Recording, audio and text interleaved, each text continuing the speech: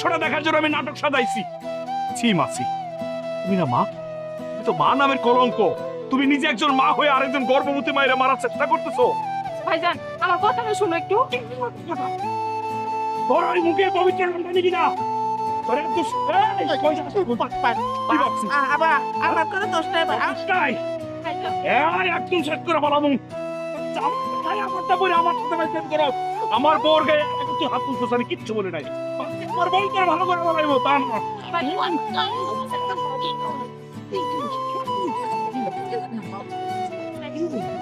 কি বলতে চাও তুমি?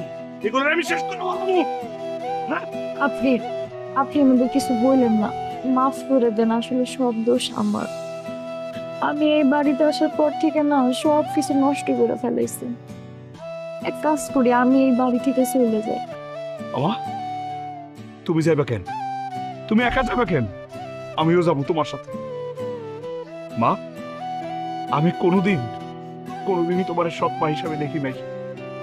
আমার জন্মের পর মা মারা গেছে, মায়ের মুখ আমি কোনোদিনও দেখি নাই। আমি আমি তোমার মা হিসাবে জানি, মা হিসাবে তোমার আমি ভালোবাসি। কোনোদিন তোমার কষ্ট দিয়ে আমি কথা বলি নাই। কিন্তু তুমি সবসময় ছোটবেলা থেকে আমার নির্যাতন করছো। এখন আমার বউ আর আমার সন্তানের উপর নির্যাতন করতেছো। আমার সন্তান যেন এই দুনিয়াতে না আসতেছে সব ব্যবস্থা তোমরা করতেছো। ও তো এতিম, এতিমের উপর হাত তুলতে তোমাদের একটু খারাপ লাগে না? রাস্তায় একটা কুকুর দৌড়ায় আসলে তো মানুষ আদর করে তার খাওয়ান দেয়। আরো তো মানুষ ও না, এতিম, ওর বাপ মা নাই, তাই বলে তোমরা